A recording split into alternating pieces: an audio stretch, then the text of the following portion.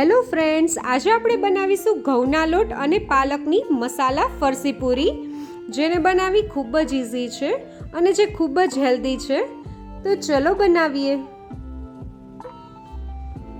તો સૌથી પહેલાં આપણે પૂરી બનાવતા પહેલાં હવે આપણે પૂરીમાં એડ કરવા માટે અહીંયા જીરું લઈ લેશું. એને આપણે ખાંડી લેવાનું છે.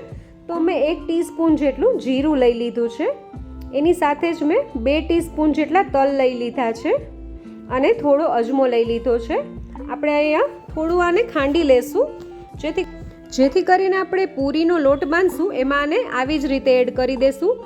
એટલે આવી રીતે કરવાથી તળતી વખતે પૂરીમાંથી એ નીકળશે નહીં. તો તમે જોઈ શકો છો, મેં આનો ભૂકો નથી કર્યો, પણ થોડું ક્રશ જ કર્યું છે. હવે આપણે લોટ બાંધી લઈએ. તો મેં એના માટે અહીંયા 2 કપ જેટલો ઘઉંનો જે રોટલીનો લોટ આવે એ લીધો છે.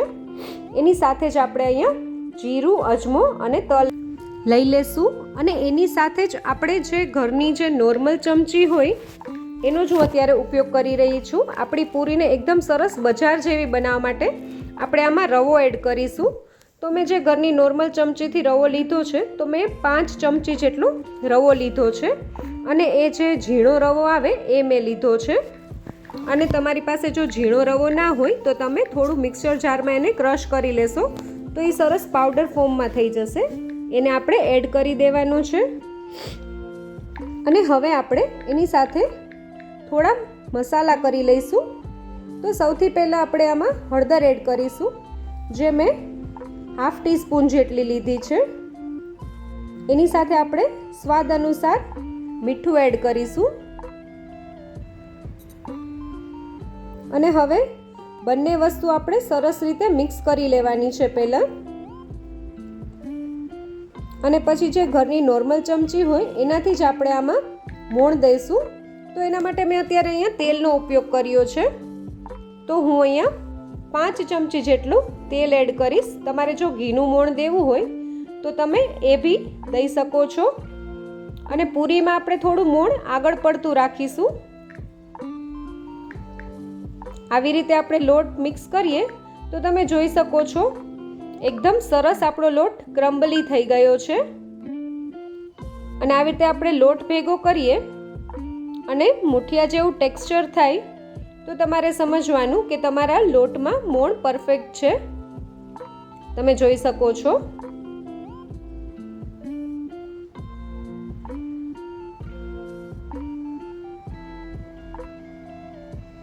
અને હવે આપણે થોડું મરચું એડ કરીશું. તો આમાં વધુ મરચું આપણે એડ નથી કરવાનું, થોડું જ એડ કરવાનું છે. અને અહીંયા મેં 1 કપ જેટલી પાલકને સમારીને લીધી છે. અને આપણે બધું સરસ રીતે મિક્સ કરી લઈશું. અને આપણે પાલક એડ કરી છે તો ભાજી હોય એ પોતાનું પાણી છોડતું જ હોય છે. તો આપણે પહેલાં આવી જ રીતે લોટ બાંધીશું અને પછી થોડું થોડું પાણી એડ કરતા જઈને પછી જ લોટ બાંધશું, જેથી કરીને આપણો લોટ પોચો ન થઈ જાય, ઢીલો એકદમ ન થાય. કેમ કે પૂરીનો લોટ આપણે થોડો કઠણ જ બાંધવાનો છે. તો હવે આપણે થોડું થોડું પાણી એડ કરતા જઈશું અને પૂરીનો એકદમ સરસ કઠણ એવો, મીડિયમ કઠણ એવો લોટ બાંધીશું. તમે જોઈ શકો છો. અને હવે આપણે થોડું તેલ એડ કરીને લોટને સરસ કૂણવી લઈશું. અને હવે આપણે 10 થી 15 મિનિટ સુધી લોટને રેસ્ટ આપી દઈશું. તો 10 થી 15 મિનિટ જેવો સમય થઈ ગયો છે અને તમે જોઈ શકો છો આપણો લોટ પૂરી માટે પરફેક્ટ છે. તો હવે આપણે સૌથી પહેલાં એના ગોયણા કરી લેશું. તો એના માટે આપણે થોડો લોટ લઈ લેવાનો છે. અને હવે આપણે આવી રીતે લોટને થોડું મસળી લેવાનું છે ચોપિંગ બોર્ડ ઉપર. અને આપણા ગોયણા ફટાફટ થઈ જાય એના માટે આવી રીતે આપણે મુઠિયાનો શેપ આપી દઈશું લોટને. અને હવે આપણે ચપ્પુની મદદથી એક સરખા ગોયણા કરી લેશું. તમારે જો થોડી મોટી પૂરી કરવી હોય તો તમે એ રીતે ગોયણા કરજો, પણ મેં અત્યારે મીડિયમ સાઇઝની પૂરી બનાવવા માટે આ રીતના ગોયણા કર્યા છે.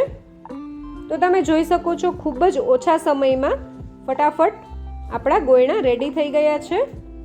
અને આ જ રીતે આપણે બધા ગોયણા કરી લેશું. અને હવે આપણે પૂરી બનાવી લઈએ. તો આપણી પૂરી પાટલી ઉપર સેજ પણ ચીપકે નહીં એના માટે મેં અહીંયા થોડું તેલ લગાવી દીધું છે. અને આવી રીતે ગોયણાને પ્રેસ કરશું એટલે એકદમ સરસ આપણું ગોયણો રેડી થઈ જશે. અને હવે આપણે થોડી પતલી એવી પૂરી વણી લેવાની છે. અને આપણો લોટ થોડો કઠણ છે એટલે આપણી પૂરી થોડી અનઇવન વણાશે, પણ આ પૂરી એમ બી એટલી સરસ દેખાશે અનઇવન હશે તો પણ. અને હવે આપણી પૂરી તેલમાં ફૂલાય નહીં એના માટે આપણે પૂરીમાં કટ લગાવી દેશું. પણ એ પહેલાં હું તમને પૂરીની થિકનેસ બતાવી દઉં.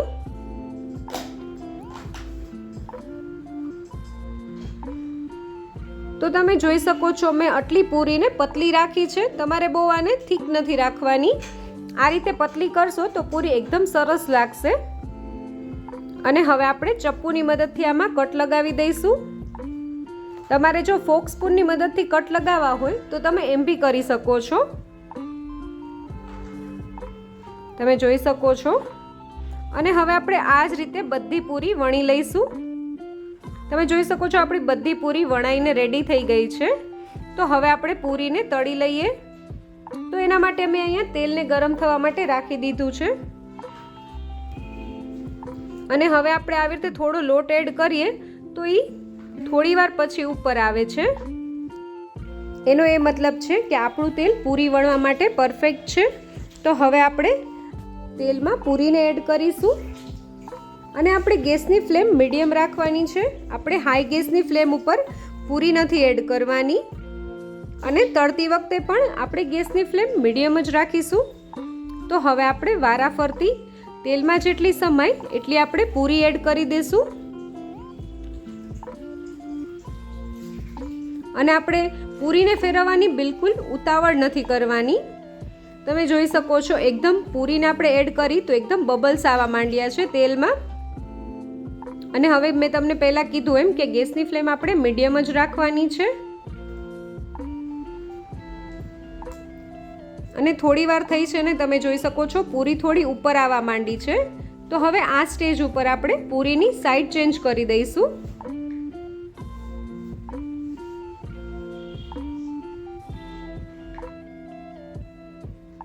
અને બીજી સાઈડ પણ પૂરીને સરસ રીતે આપણે તળાવવા દઈશું.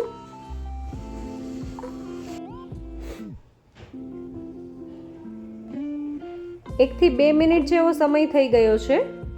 અને આપણી પૂરી બીજી સાઈડ પણ સરસ રીતે તળાવવા માંડી છે. તો હવે આપણે પાછી પૂરીની સાઈડ ચેન્જ કરી લઈશું.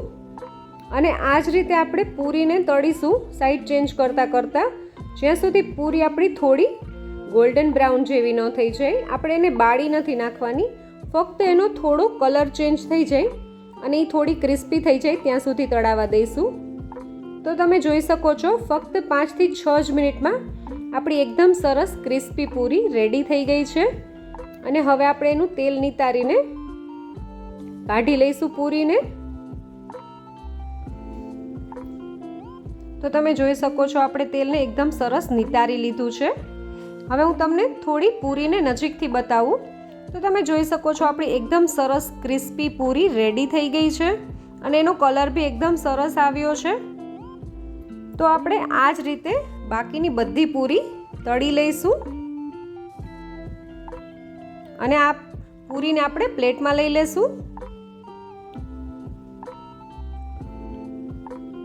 તો મેં અહીંયા બીજી બેચમાં પણ પૂરીને એડ કરી દીધી છે. અને હવે આપણી બધી પૂરી તળાઈને રેડી થઈ ગઈ છે. તો હવે આપણે આને ચા સાથે સર્વ કરી લઈએ.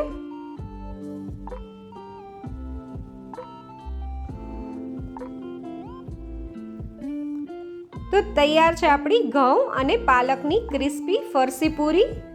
જો તમને મારો આ વિડીયો ગમ્યો હોય તો મારા વિડીયોને લાઈક કરજો, શેર કરજો અને મારી ચેનલ કુકિંગ વિથ ઉમા પુરોહિતને સબસ્ક્રાઈબ કરજો, જેથી કરીને આવા નવા વિડીયો હું તમારી સાથે શેર કરી શકું.